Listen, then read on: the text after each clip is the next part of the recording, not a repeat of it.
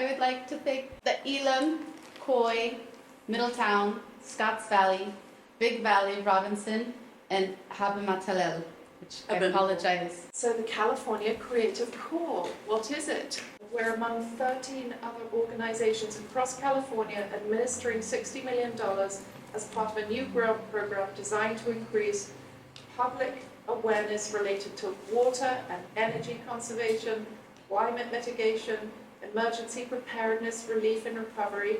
For example, fire.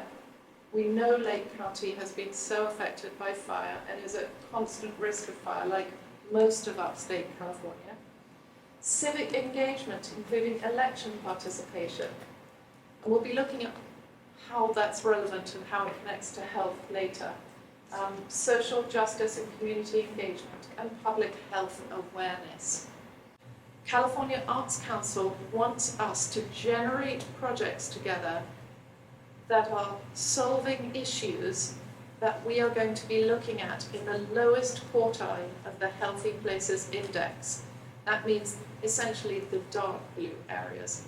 So what we're going to be doing is looking at Lake County and thinking, what's dark blue that we need to tackle together and why? So there are various indices that the Healthy Places Index, we're going to call it, let's just call it the HPI map, calls policy action areas. These are areas such as economic factors, education, social, transportation, neighborhood, housing, clean environment, and healthcare access. And this is a look at Lake County in terms of your demographic makeup in relation to race and ethnicity.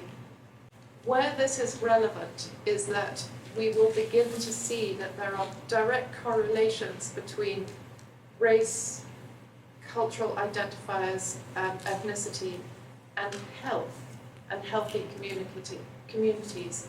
And we're hoping that when we receive project applications early next year, once we've opened the grant program, we're going to see that there's an awareness from you of these correlations. It's very important. What really stands out in terms of the economic variables, the overall economic indice has Lake County's 15 tracts, 9 of them rank in the dark blue. And all of those dark blue tracts are under 16.2%, which is quite on the lower end of that quartile. When you start to write applications, we are probably going to ask you a question within an application will be, why is it you feel that your project, what is it that you feel your project is serving? Which communities and why? This one was an interesting one. You can see how that little black line there on education is just above the lowest quartile of the Healthy Places Index.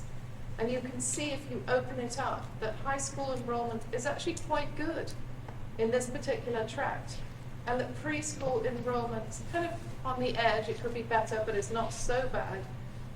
But the degree to which individuals in this particular tract have access to higher education is really poor. Now that could be the clue for an artist to create a public awareness campaign on the value of higher education. The high school graduates in Lake County graduate from high school at a decent rate, probably not as high as we'd like it, but and they decide to go to college, they move away. I think that the opportunities for work have more to do with the lack of the higher education of its population, because some of them do get it, but they do leave and they aren't counted as having an education. Retail density is not great. That probably just means that we're in rural California. I'm just wondering, because after the Valley Fire, right, there were a lot of businesses that went out of business because Top Mountain lost half of their housing, half of their population housing up there, Middletown lost a good segment of it as well. And it just, I'm not sure that the retail space is recovered from that particular fire, which was, 7 years ago. So you see right away a very low census response. That's the point. Again, 1%, like 99% of tracts have higher census response. So they're Of tracks in Lake County? in California. That's unbelievable. That's incredible. There's an issue right away. What is it? What's preventing people from letting other people know that they're here? They feel like they're not supposed to be here. I actually used to work for the census. Oh. And you get people, illegal immigrants, and they're very worried, and they don't care. The census doesn't care. We were trained to tell people, just how many people, we don't need names. They will not talk to you, will not say anything. A lot of houses are red tagged, and you're not supposed to live there, or you're renting and you're squatting. So a lot of people will not tell you because they think that that's going to get them kicked out. I too worked with the census, and I was kind of like moved more towards the native because there are 7 federally recognized tribes in Lake County. Yes. And so one tribe had put in a new housing division in their land, and those houses weren't even on the map, and it'd been there for like 20 years. So I was instrumental in getting those people counted. That's the kind of thing, yeah, it was very difficult during the census. A lot of people across the board were real negative. Keep turning it back to the ultimate reason that we're here together. We're helping to prepare you to prepare viable applications for funding to pay artists to tackle some of these issues. Individual groups have to be invited also, okay? So there has never, ever been, until this year, and it happened in Middletown, that there was a first gallery type exhibit for Native American art. Never have we ever been invited to do anything of that sort. So it was the first time as an artist myself that I ever had an exhibit in Lake County. So there is some kind of a movement on for Native artists, but it's still very difficult. The big project we are doing right now is building a life-size bronze statue of a Pomo family. Okay, so we have raised only not even $50,000. And that is right now is paying for a maquette.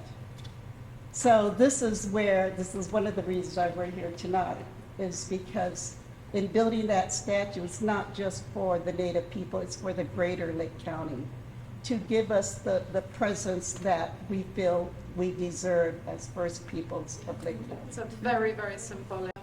Please become familiar with the Healthy Places Index. When you're in it and you're clicking on different areas of Lake County, you will find stories, you will find narratives that we can't find for you now. Some of the factors that might determine how much a county or region will be apportioned are, do we divide up the $3.4 million that we have to re-grant to artists by county?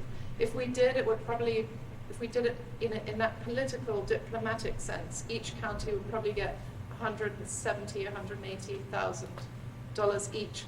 Or do we take into account the county population, the geographic size, the county tribal and ethnic makeup?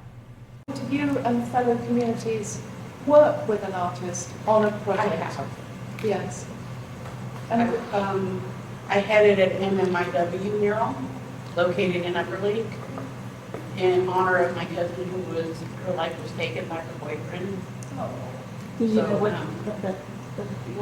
what is that? You use an acronym, say what it is. It's a missing murdered Indigenous women. It's very high in the Native communities, and it doesn't have a lot of awareness. this feels like a project, doesn't it? This is a big issue. It has a lot to do with our well-being. It affects youth, elders, and mainly, it's a health issue. Yeah, it's an issue that needs a solution. Yes. And related to health issues, there, in the last year, I know of 3 suicides by Native Americans. So suicide prevention is a very big issue. Domestic violence, mental health, fentanyl use. There's been so many overdoses in the past year from fentanyl. And it doesn't hit only the Native community, it's our whole community, our whole county. I want to issue a challenge, like, tell all your artists to come up with a solution. You're putting a huge onus on artists to make change happen. It's not that we can't do it, it's that we can't do it by ourselves. We need to collaborate. So like, collaborating with tribal health, with some of the other organizations so that they can address more of the numbers and things, and we can address more of like, how do we address these things? Because, it's like this left brain, right brain thing. And I feel completely overwhelmed hearing everything that you're saying, and yet I'm the one who initiated that project at the Middletown Art Center where we had 31 artists. So there's a place, and I'm asking this to all of my neighbors and Lake County community people. It's like, can we please work together? Because all of these quartiles and numbers and it's absolutely overwhelming to me. That I should need to address all of these and create change because of all of these. It's like I work from a much more, again, intuitive place. And again, it's like I write grants. I've gotten the grants that I've written because I include these things, but I haven't had to address them in this meticulous way that I'm hearing you talk about. And I need help, and we can come up with some awesome programs. Lisa's whole thing starts with trust. She's created a very trustful environment for people to bring themselves to. People who ordinarily maybe didn't come into that kind of environment in a downtown gallery that's basically run by a WASP lady, and Lisa's created this trust. And in that trust, when people show up, you give one more thing, and that's hope. And that's hope that you'll be listened to and that there's a place for you there. And I think that that's a model for all of us to take a look at. On a very small scale, Lisa's done something very special down there, and the Arts Council has recognized it and tried to help her. I am so grateful for Lisa to call this out. And in a way, I'm sort of horrified at ourselves for bringing this awful pressure to you. But on the other hand, if it spurs partnerships and collaborations between artists and other sectors, social service organization, tribal elders, and the entities that you run in terms of organizing and advocating for our tribes, that's a marvelous thing. Please rest assured that when we create the grant programs that you will be applying for, we'll try to make them as simple as possible. We don't want to create a nightmare for you.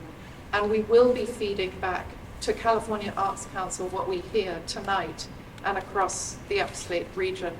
Maybe that could be a way that you guys can gather, the proper information as to how many American Indian and Alaska Natives we have in that upper portion of California. Is if you talk to the tribal facilities, and they can give you a number of how many natives are in their area.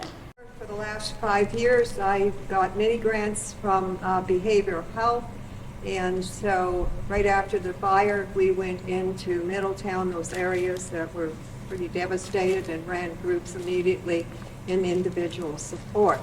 So I did that for FEMA for 11 months, being the oldest person. I can't tell you how many people quit, got fired, or whatever the trip was, but this old lady did it. Never missed a day.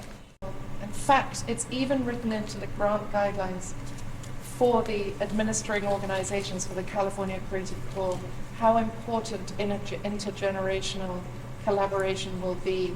So I challenge us all to think Our tribe, just recently, one of the projects we did just on our own, we are going around Lake County tribes, asking those tribal elders to record themselves, to record. So this is being done on video and recordings. We put on 4 or 5 concerts a year. It's primarily classical music or pops music. We perform here in the Soper Reese Theater. But I think it might be very interesting to explore the idea of looking at some Native American type influences and so on in that presentation. So, if you really want to have an impact and be do social change through art, I think you need to have partners, and I think you need to have a large project. Wanda and I recently did a proposal for a public art piece, and that was $20,000. We don't know if we'll get it, but if we do, it's still $20,000. We just wanted to inspire you and to perhaps lend itself to considering partnerships. Partnerships is key from tonight.